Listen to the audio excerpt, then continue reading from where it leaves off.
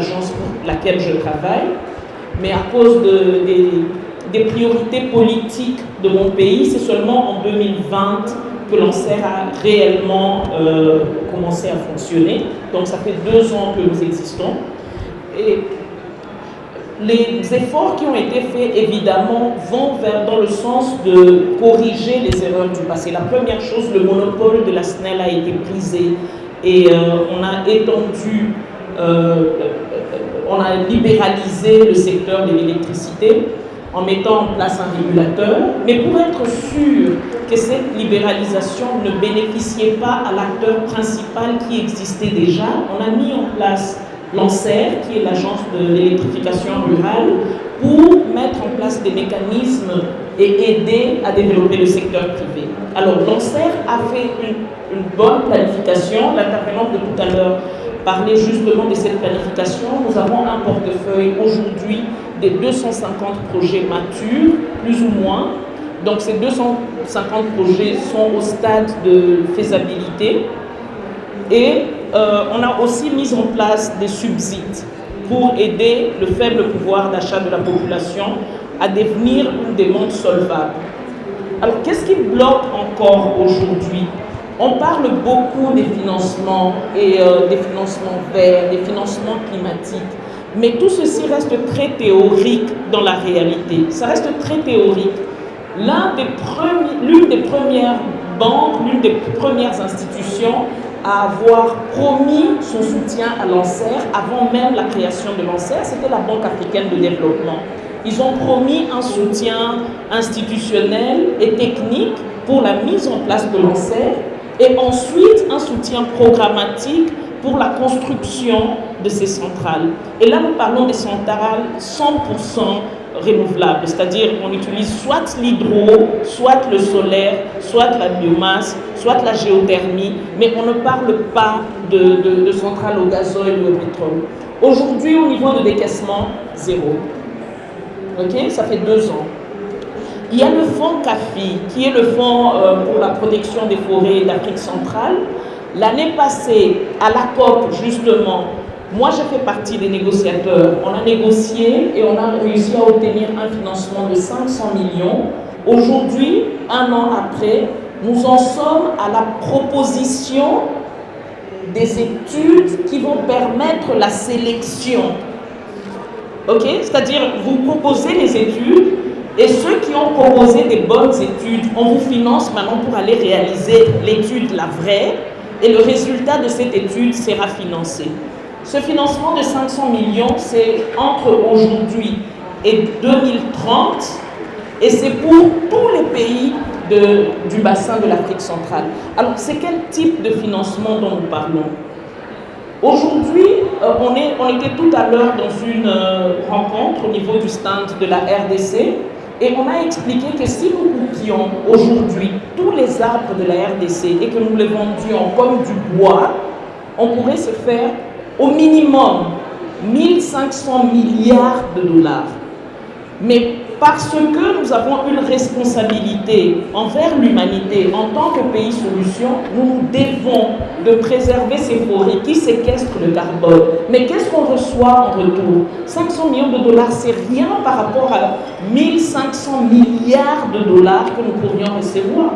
Et donc aujourd'hui, les fonds d'adaptation, les fonds ceci et les fonds cela, est-ce qu'ils prennent en compte toutes ces réalités et tous les sacrifices que les pays solutions doivent faire? En fait, nous n'avons pas besoin d'aide, nous avons besoin d'une compensation juste et équitable d'un côté, et d'un autre côté, s'il faut encore le prouver, nous avons besoin des recherches scientifiques qui quantifient exactement les manques à gagner que nous avons en n'utilisant pas les ressources naturelles comme tous les autres pays l'ont fait pour se développer. Alors quel est ce manque à gagner et comment l'humanité tout entière pour préserver ces forêts qui servent à l'humanité tout entière, vont se mettre ensemble pour apporter des solutions. Et là, je ne parle pas seulement de la RDC, je ne parle pas seulement de l'Indonésie ou du Brésil, je parle aussi du Sahel, parce que s'ils ne font pas ce qu'ils doivent faire avec la ceinture verte, il n'y a pas que le Sahel qui va en pâtir, c'est le monde entier, l'humanité tout entière. Nous parlons de nos tourbières, nous parlons du Maroc avec tout ce qu'ils viennent d'exposer en termes d'éoliennes, en termes de soleil. Ce sont ce genre de questions que nous voulons voir répondues à la COP. Parce que sinon, plus je participe au COP, plus je me rends compte que ça devient folklorique. Les gens viennent en tenue traditionnelle, c'est très bien, ça représente leur pays et leur culture, mais on parle de moins en moins de solutions et le temps passe. Le temps passe, les financements ne vont pas là où ils doivent aller.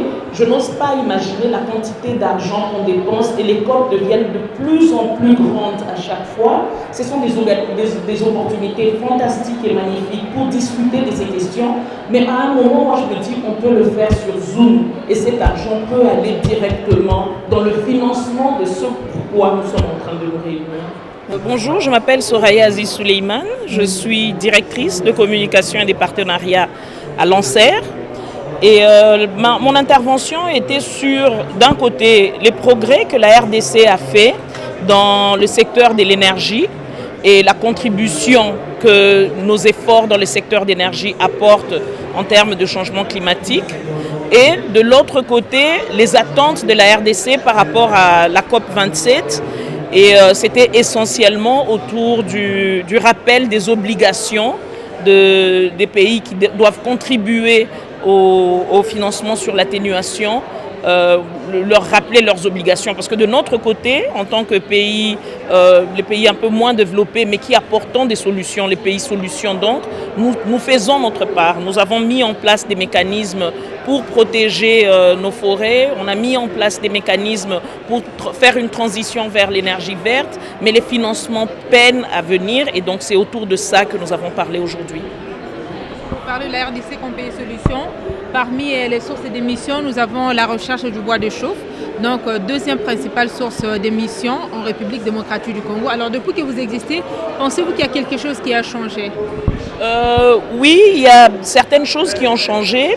La première chose, c'est que toutes les études ont montré que la pauvreté est l'une des principales sources de la déforestation. Parce que quand les gens ont des alternatives, ces personnes peuvent non seulement trouver des nouvelles sources pour cuisiner, c'est-à-dire du charbon vert ou bien des foyers améliorés, mais ces personnes peuvent aussi quitter la filière. Parce que d'un côté, il y a les personnes qui achètent ce charbon, mais il y a aussi les personnes qui produisent le charbon.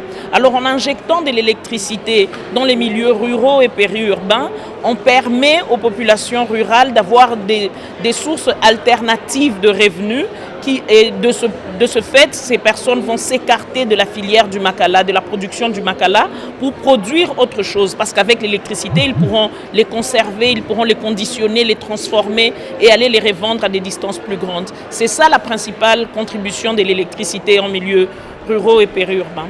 Et en 2 ans, quel est le travail qui a été fait par l'ANSER, notamment dans les milieux périurbains en termes de chiffres? En termes des chiffres, c'est d'abord la mise en place d'un portefeuille de 250 projets clairs. Aujourd'hui, c'est un chiffre qui est dynamique parce qu'on continue à en faire. Aux dernières nouvelles, c'était autour de 270. On est parti de zéro. Okay? La deuxième chose, c'est un projet pilote qui a touché 3000 personnes. Et aujourd'hui, ce projet pilote passe à échelle et on vise 250 000 foyers et donc plus ou moins 125 000 personnes. Et c'est un projet de subside où les personnes en milieu rural et périurbain qui ne peuvent pas acheter elles-mêmes l'électricité peuvent y accéder à cause de ces subsides de entre 25 et 40% que nous leur donnons. C'est aussi la mise en place de 3 projets concrets dans le pôle Grand Est, un dans la zone périphérique de Kinshasa et 2 dans le Bandundu, mais aussi le lancement de plus ou moins 26 appel d'offres pour l'électrification de 3 grandes zones, la zone Kasaï où il y a à peu près 22 projets, la zone Est et